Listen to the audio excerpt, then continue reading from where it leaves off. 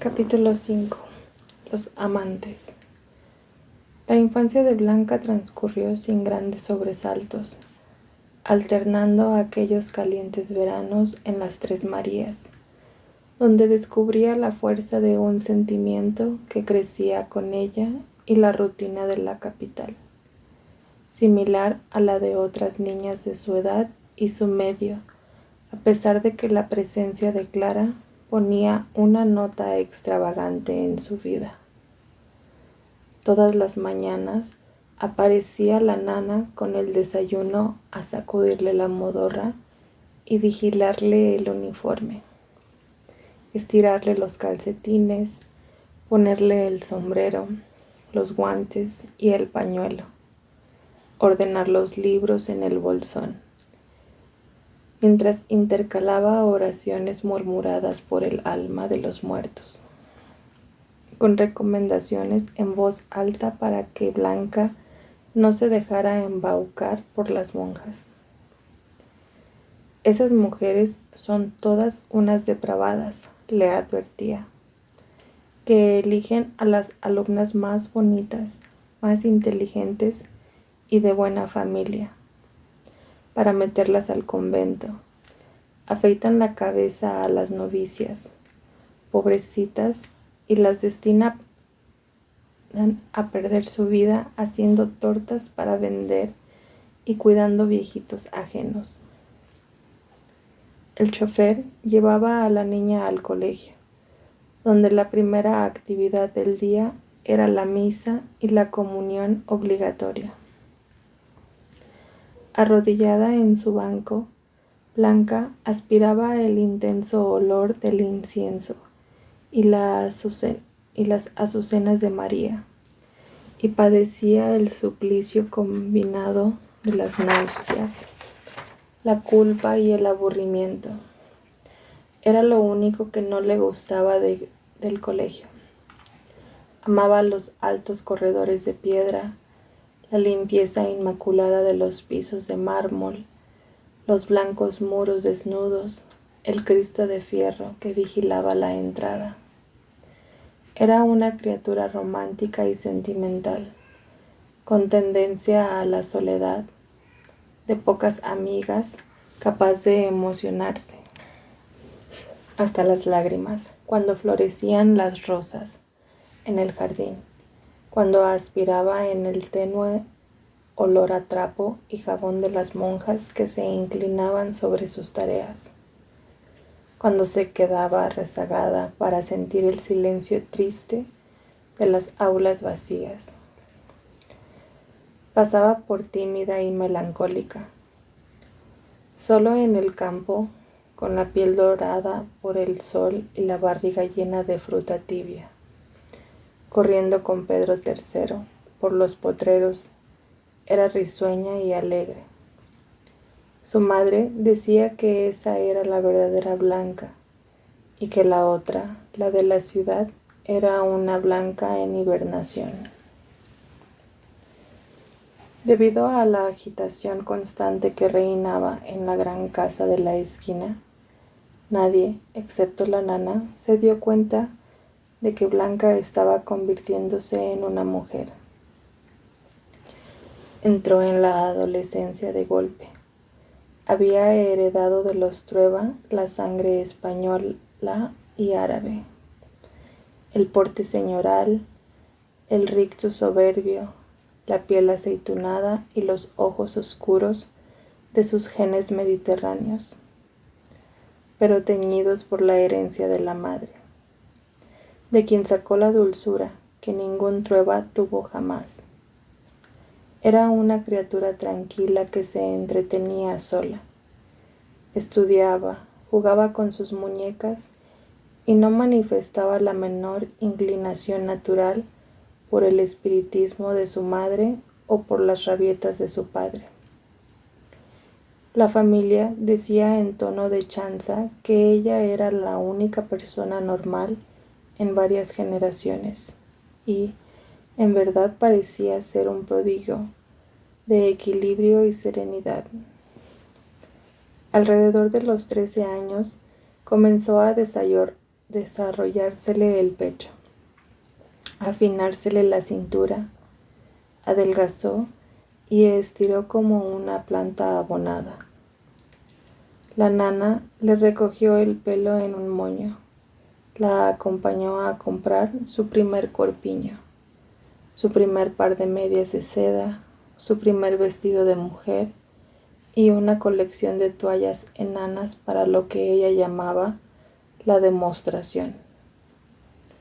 Entretanto su madre seguía haciendo bailar las sillas por toda la casa, tocando Chopin con el piano cerrado y declamando los bellísimos versos sin rima, argumento ni lógica de un poeta joven que había acogido en la casa, de quien se comenzaba a hablar por todas partes, sin enterarse de los cambios que se producían en su hija, sin ver el uniforme del colegio con las costuras reventadas, ni darse cuenta de que la cara de fruta se le había sutilmente transformado en un rostro de mujer, porque Clara vivía más atenta del aura y los fluidos que de los kilos o los centímetros. Un día la vio entrar al costurero con su vestido de salir y se extrañó de que aquella señorita alta y morena fuera su pequeña Blanca. La abrazó, la llenó de besos y le advirtió que pronto tendría la menstruación. «Siéntese y le explico lo que es eso», dijo Clara. «No se moleste, mamá. Ya va a ser un año que me viene todos los meses», se rió Blanca. La relación de ambas no sufrió grandes cambios con el desarrollo de la muchacha, porque estaba basada en los sólidos principios de la total aceptación mutua y la capacidad para burlarse juntas de casi todas las cosas de la vida. Ese año, el verano se anunció temprano con un calor seco y bochornoso, que cubrió la ciudad con una reverberación de mal sueño. Por eso adelantaron en un par de semanas el viaje a las Tres Marías. Como todos los años, Blanca esperó ansiosamente el momento de ver a Pedro III, y como todos los años, al bajarse del coche, lo primero que hizo fue buscarlo con la vista en el lugar de siempre. Descubrió su sombra escondida en el umbral de la puerta y saltó del vehículo, precipitándose a su encuentro con él.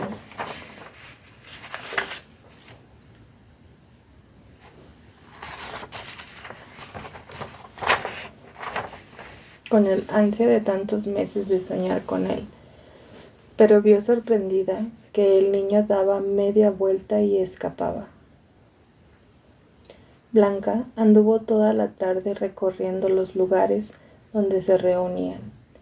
Preguntó por él, lo llamó a gritos, lo buscó en la casa de Pedro García, el viejo, y, por último, al caer la noche se acostó vencida sin comer. En su enorme cama de bronce, dolida y extrañada, hundió la cara en la almohada y lloró con desconsuelo.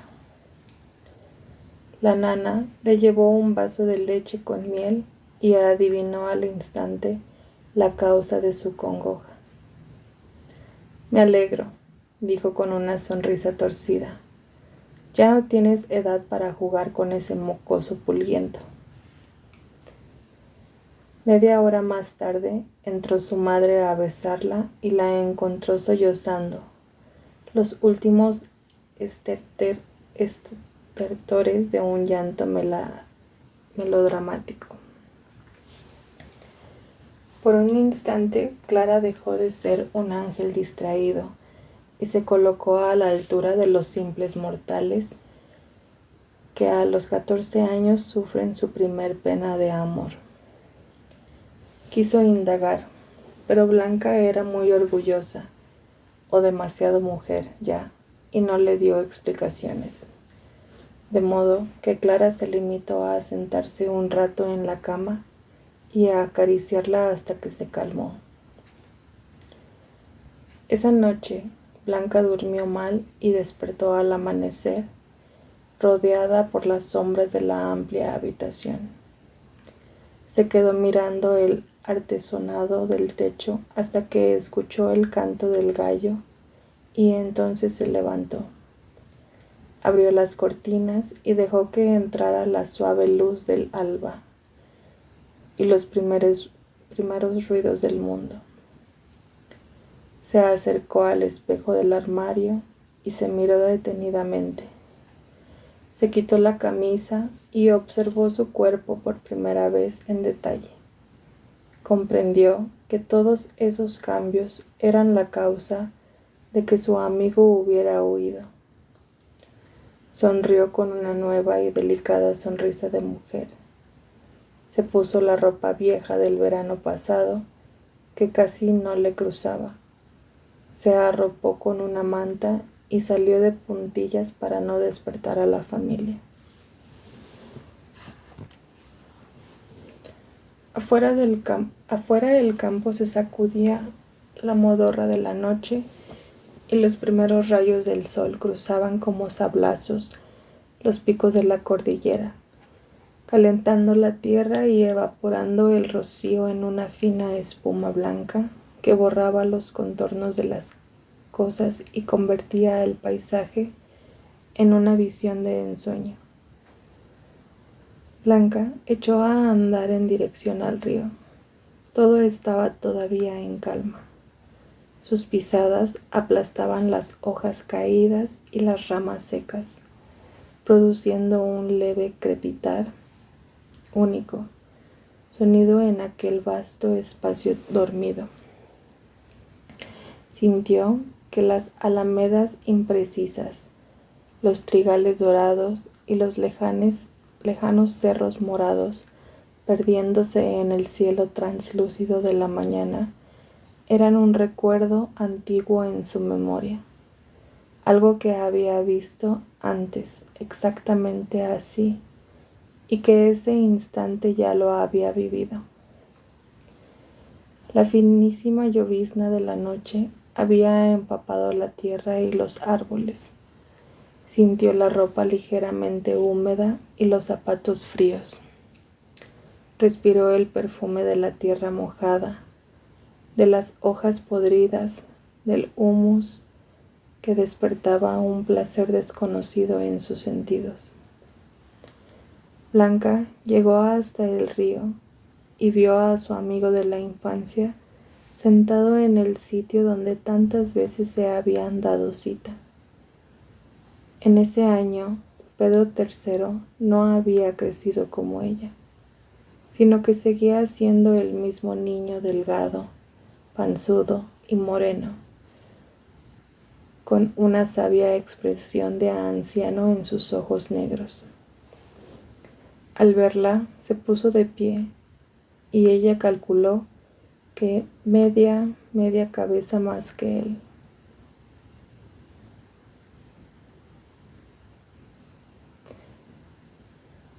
Al verla se puso de pie y ella calculó que medía media cabeza más que él.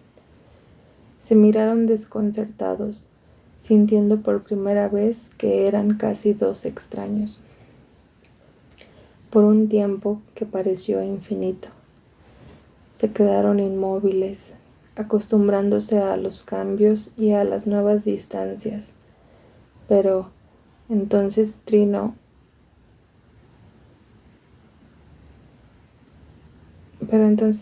un gorrión y todo volvió a ser como el verano anterior. Volvieron a ser dos niños que corren, se abrazan y ríen. Caen al suelo, se revuelcan, se estrellan contra los guíjaros murmurando sus nombres incansablemente, dichosos de estar juntos una vez más. Por fin se calmaron. Ella tenía el pelo lleno de hojas secas, que él quitó una por una. «Ven, quiero mostrarte algo», dijo Pedro III. La llevó de la mano. Caminaron, saboreando aquel amanecer del mundo, arrastrando los pies en el barro, recogiendo tallos tiernos para chuparles la savia, mirándose y sonriendo sin hablar, hasta que llegaron a un potrero lejano. El sol aparecía por encima del volcán, pero el día aún no terminaba de instalarse y la tierra bostezaba. Pedro le indicó que se tirara al suelo y guardara silencio. Reptaron acercándose a unos matorrales. Dieron un corto rodeo y entonces Blanca lo vio. Era una hermosa yegua baya, dando a luz, sola en la colina. Los niños inmóviles procurando que no se oyera ni su respiración. La vieron jadear y esforzarse hasta que apareció la cabeza del potrillo, y luego, después de un largo tiempo, el resto del cuerpo. El animalito cayó a tierra y la madre comenzó a lamerlo, dejándolo limpio y brillante como madera encerada, animándolo con el hocico para que intentara pararse. El potrillo trató de ponerse de pie, pero se le doblaban sus frágiles patas de recién nacido, y se quedó echado mirando a su madre con aire desválido, mientras ella reclinaba saludando al sol de la mañana. Mientras ella relinchaba saludando al sol de la mañana. Blanca sintió la felicidad estallando en su pecho y brotando en lágrimas de sus ojos. Cuando sea grande, me voy a casar contigo y vamos a vivir aquí, en las Tres Marías, dijo en un susurro. Pedro se la quedó mirando con expresión de viejo triste y negó con la cabeza. Era todavía mucho más niño que ella, pero ya conocía su lugar en el mundo. También sabía que amaría a aquella niña durante toda su existencia, que ese amanecer perduraría en su recuerdo y que sería lo último que vería en el momento de morir. Ese verano lo pasaron oscilando entre la infancia, que aún los retenía, y el despertar del hombre y de la mujer. Por momentos corrían como criaturas, soliviantando gallinas y alborotando vacas. Se hartaban de leche tibia recién ordeñada y les quedaban bigotes de espuma. Se robaban el pan salido del horno, trepaban a los árboles para construir casitas arbóreas. Otras veces se escondían en los lugares más secretos y tupidos del bosque. Hacían lechos de hoja y jugaban a que estaban casados, acariciándose hasta la extenuación. No habían perdido la inocencia para quitarse la ropa sin oscuridad y bañarse desnudos en el río, como lo habían hecho siempre, zambulléndose en el agua fría y dejando que la corriente lo arrastrara sobre las piedras lustrosas del fondo. Pero había cosas que ya no compartían como antes. Aprendieron a tenerse vergüenza. Ya no competían para ver quién era capaz de hacer el charco más grande de orina, y Blanca no le habló de aquella materia oscura que le manchaba los calzones una vez al mes. Sin que nadie se lo dijera, se dieron cuenta de que no podían tener familiaridades delante de los demás. Cuando Blanca se ponía su ropa de señorita y se sentaba en las tardes en la terraza a beber limonada con su familia, Pedro III la observaba de lejos sin acercarse. Comenzaron a ocultarse para sus juegos. Dejaron de andar tomados de la mano a la vista de los adultos y se ignoraban para no atraer su atención.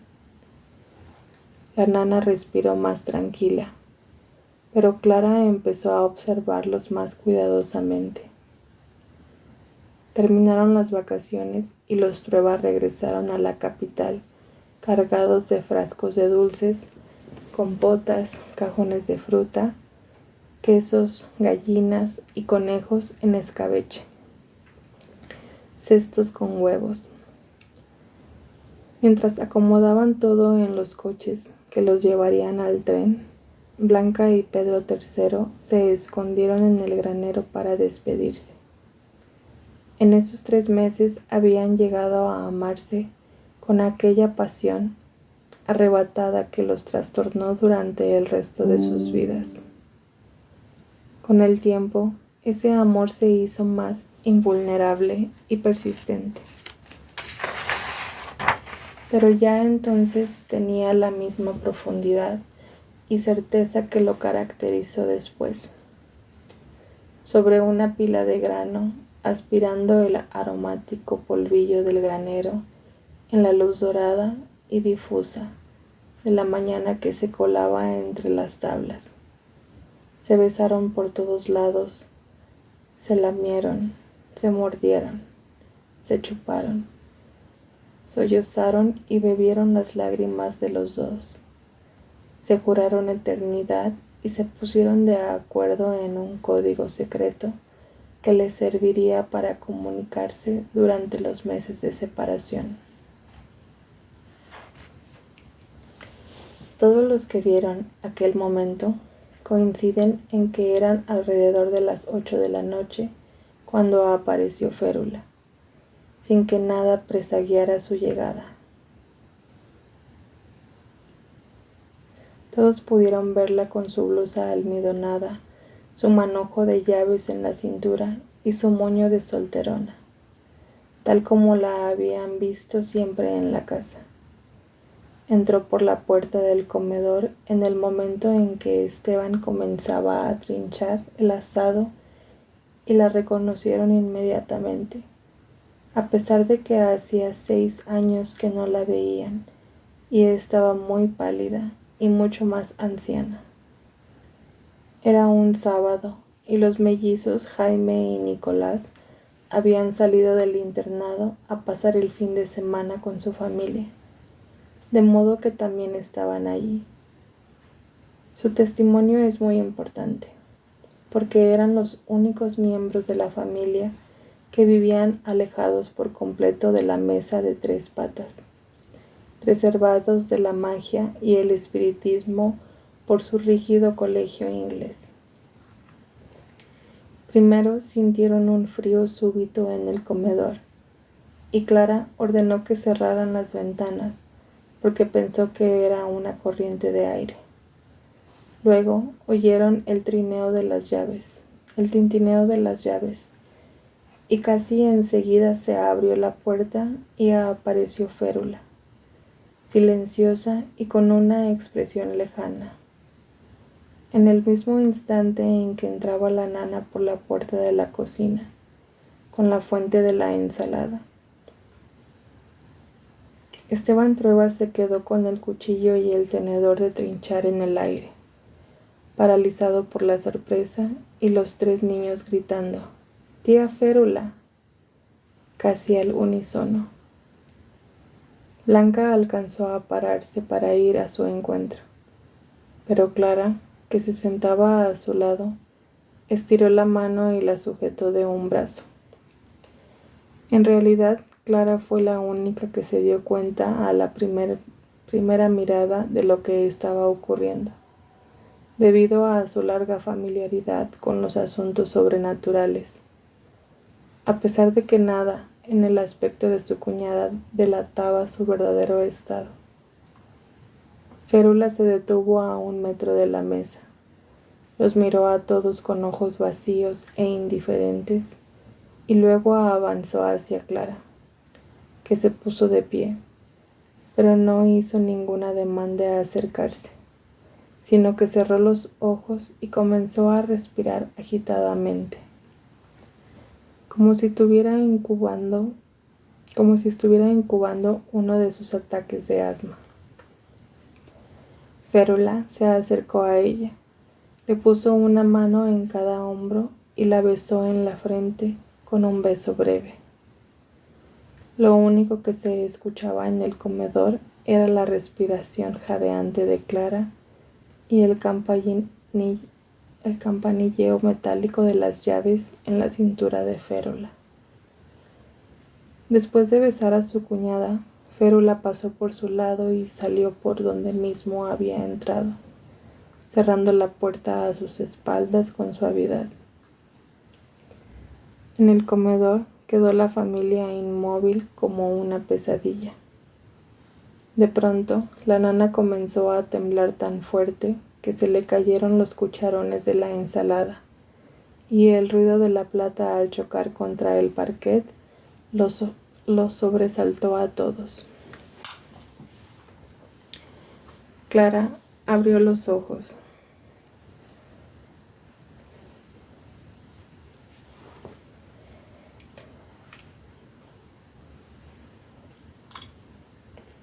Seguía respirando con dificultad y le caían las lágrimas silenciosas por las mejillas y el cuello, manchándole la blusa. Férula ha muerto, anunció. Esteban Trueba soltó los cubiertos de trinchar, el asado sobre el mantel y salió corriendo del comedor. Llegó hasta la calle, llamando a su hermana, pero no encontró ni rastro de ella.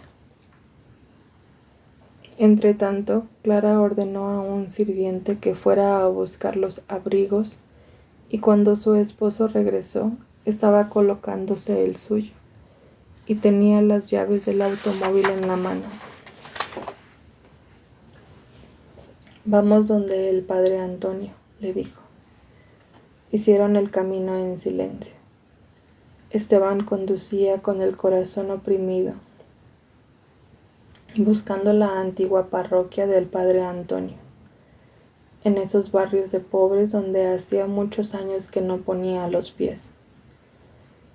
El sacerdote estaba pegando un botón a su raída sotana cuando llegaron con la noticia de que Férula había muerto. «No puede ser», exclamó. «Yo estuve con ella hace 2 días y estaba en buena salud y con buen ánimo». «Llévenos a su casa, padre, por favor», suplicó Clara. «Yo sé por qué se lo digo. Está muerta». Ante la insistencia de Clara, el padre Antonio los acompañó. Guió a Esteban por unas calles estrechas hasta el domicilio de Férula. Durante esos años de soledad, ella había vivido en uno de aquellos conventillos donde iba a rezar el rosario contra la voluntad de los beneficiados en los tiempos de su juventud. Tuvieron que dejar el coche a varias cuadras de distancia, porque las calles fueron haciéndose más y más estrechas, hasta que comprendieron que estaban hechas para andar solo a pie o en bicicleta. Se internaron caminando, evitando los charcos de agua sucia que desbordaba de las acequias, sorteando la basura apilada en montones donde los gatos escarbaban como sombras sigilosas. El conventillo era un largo paisaje de casas ruinosas, todas iguales, pequeñas y humildes viviendas de cemento, con una sola puerta y 2 ventanas, pintadas de parduzcos colores, desvencijadas, comidas por la humedad, con alambres tendidos a través del pasaje, donde en el día se colgaba la ropa al sol, pero a esa hora de la noche, vacíos, se mecían imperceptiblemente. En el centro de la callejuela había un único pilón de agua para abastecer a todas las familias que vivían allí, y solo 2 faroles alumbraban el corredor entre las casas. El padre Antonio saludó a una vieja que se hallaba junto al pilón de agua esperando que se llenara un balde con el chorro miserable que salía del grifo. ¿Ha visto a la señora Férula?, preguntó. Debe estar en su casa, padre. No la he visto en los últimos días, dijo la vieja.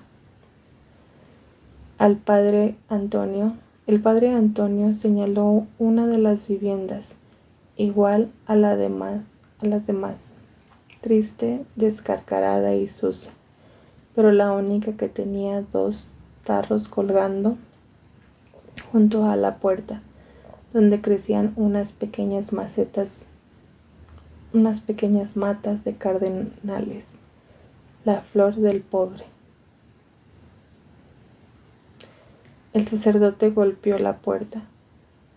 Entre nomás, gritó la vieja desde el pilón. La señorita nunca pone llave en la puerta. Ahí no hay nada que robar. Esteban Trueba abrió llamando a su hermana, pero no se atrevió a entrar. Clara fue la primera en cruzar el umbral. Adentro estaba oscuro y le salió al encuentro el inconfundible aroma de lavanda y de limón. El padre Antonio encendió un fósforo. La débil llama abrió un círculo de luz en la penumbra, pero antes que pudieran avanzar o darse cuenta de que los rodeaba, se apagó. Esperen aquí, dijo el cura. Yo conozco la casa. Avanzó a tientas y al rato encendió una vela. Su figura se destacó grotescamente y vieron su rostro deformado por la luz que le daba desde abajo, flotando a media altura, mientras su gigantesca sombra bailoteaba contra las paredes.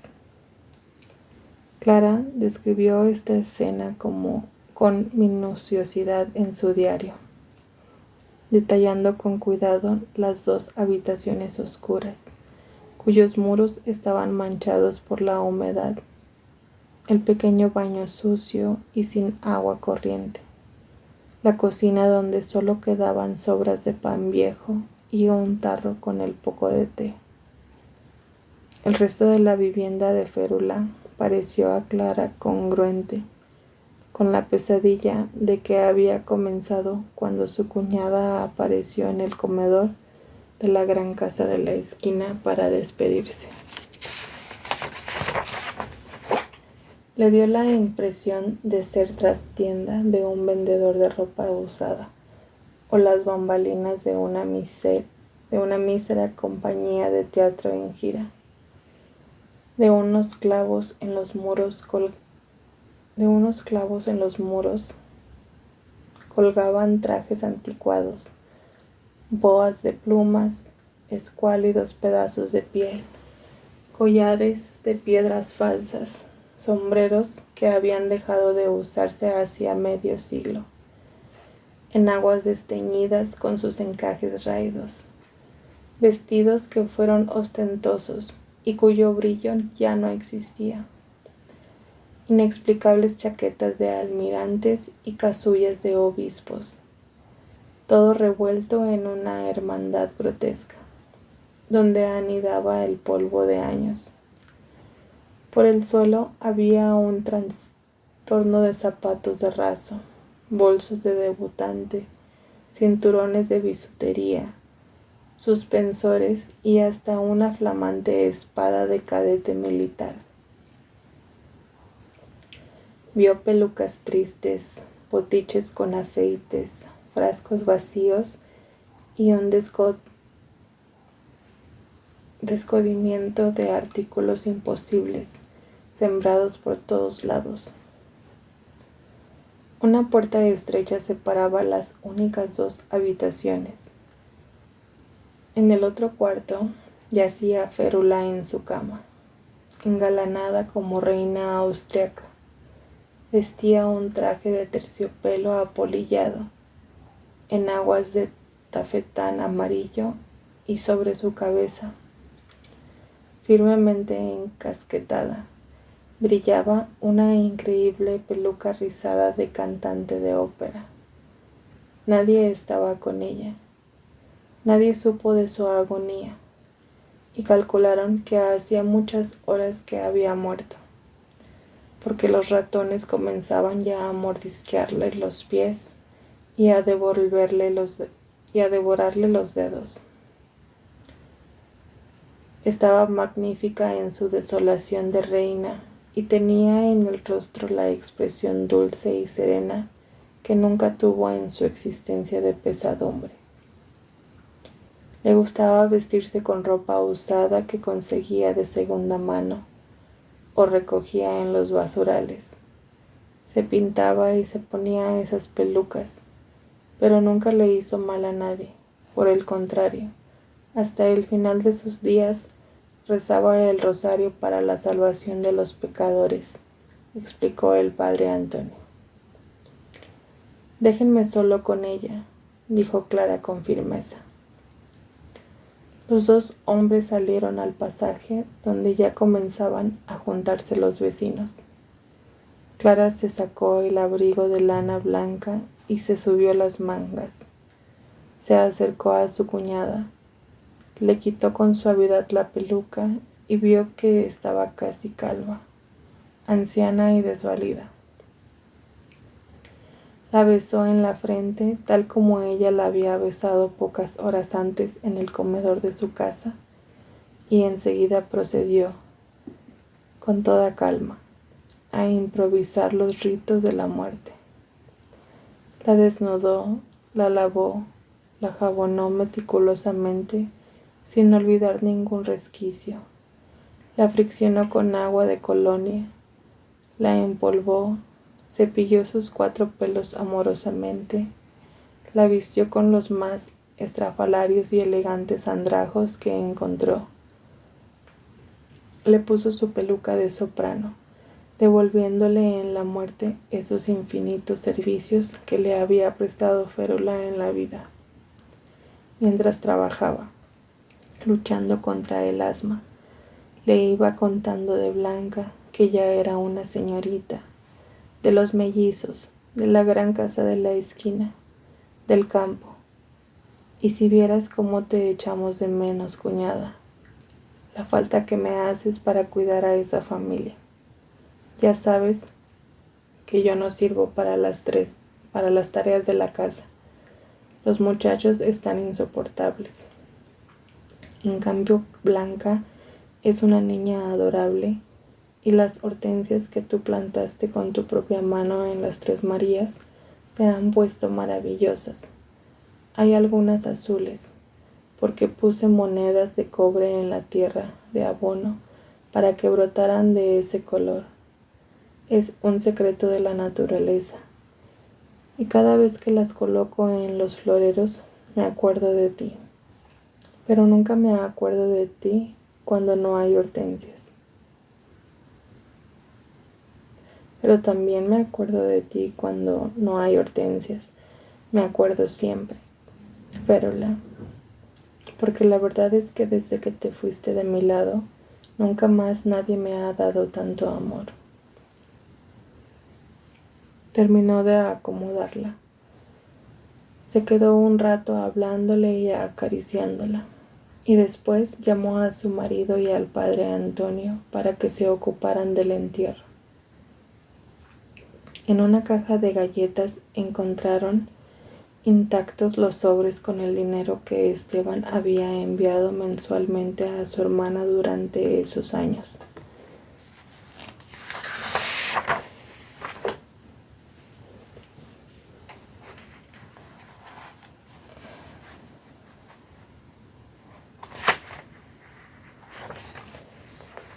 Clara se lo dio al sacerdote para sus obras piadosas, segura de que ese era el destino que Férula pensaba darles de todos modos. El cura se quedó con la muerta para que los ratones no le faltaran el respeto. Era cerca de la medianoche cuando salieron. En la puerta se habían aglomerado los vecinos del conventillo para comentar la noticia. Tuvieron que abrirse paso apartando a los curiosos y espantando a los perros que olisqueaban entre la gente. Esteban se alejó a grandes zancadas, llevando a Clara del brazo, casi a rastras, sin fijarse en el agua sucia que salpicaba sus impecables pantalones grises del sastre inglés. Estaba furioso porque su hermana, aún después de muerta, conseguía hacerlo sentirse culpable, igual como cuando era un niño. Recordó su infancia, cuando lo rodeaba de sus oscuras solicitudes, envolviéndolo en deudas de gratitud tan grandes que en todos los días de su vida no alcanzaría a pagarlas. Volvió a sufrir el sentimiento de indignidad que a menudo lo atormentaba en su presencia, y a detestar su espíritu de sacrificio, su severidad, su vocación de pobreza y su inconmovible castidad, que él sentía como un reproche de su naturaleza egoísta, sensual y ansiosa de poder. «Que te lleve el diablo, maldita», masculló, negándose a admitir, ni en el más íntimo de su corazón, que su mujer tampoco llegó a pertenecerle después que él echó a Férula de la casa. «¿Por qué vivía así si le sobraba el dinero?», gritó Esteban. «Porque le faltaba todo lo demás», replicó Clara dulcemente. Durante los meses que estuvieron separados, Blanca y Pedro III intercambiaron por correo misivas inflamadas que él firmaba con nombre de mujer y ella ocultaba apenas llegaban. La nana logró interceptar una o dos, pero no sabía leer, y aunque hubiera sabido, el código secreto le impedía enterarse del contenido. Afortunadamente para ella, porque su corazón no lo hubiera resistido. Blanca pasó el invierno tejiendo un chaleco de punto con lana de Escocia en la clase de labores del colegio, pensando en las medidas del muchacho. En la noche dormía abrazada al chaleco